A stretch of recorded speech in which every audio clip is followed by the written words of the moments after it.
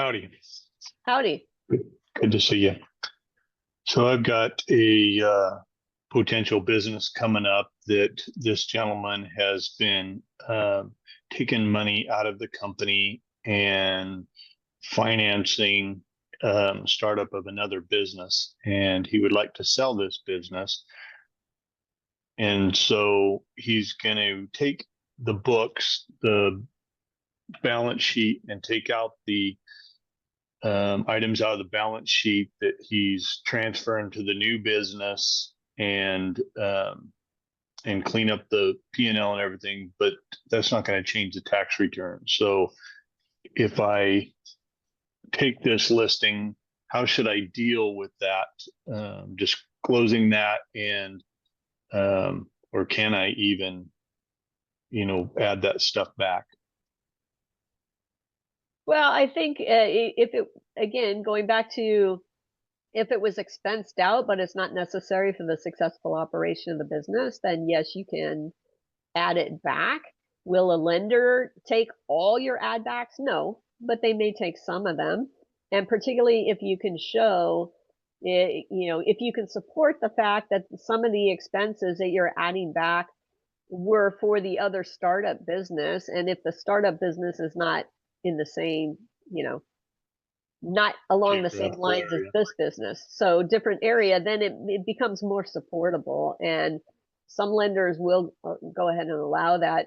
It is customary for the balance sheet. Typically, you're going to be doing an asset sale anyway, so if the seller is taking certain assets and liabilities off of the balance sheet to clean it up, that's great. That's great. That's not generally a problem. You just need to explain to a buyer why the revised balance sheets are inconsistent with the tax returns. But again, most buyers and the lenders are going to look at the tax returns first. So, yeah, and that's what they're going to want to tie back to. Right. So there'll be some discussion on that. So I need to have that pretty documented when I send that to a lender, huh? Yeah.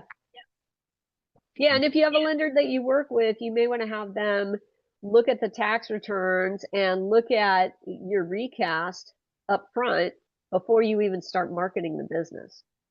Right. And that way you can, give them an idea of what's gone on. Just say, hey, seller made, you might even want the seller to write some type of a letter or something, or just document, that these certain add backs or certain amounts were actually expenses for another business, for their startup business, and they expensed them through this particular company, but they actually were for the startup business, and that's why that you're adjusting it.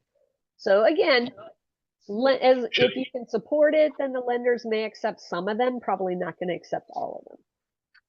So should I have him, whenever he has his CPA make those adjustments, actually put on the P&Ls and balance sheets, current ones, before they change them, the items, and put it under a category that is, P&R or startup for,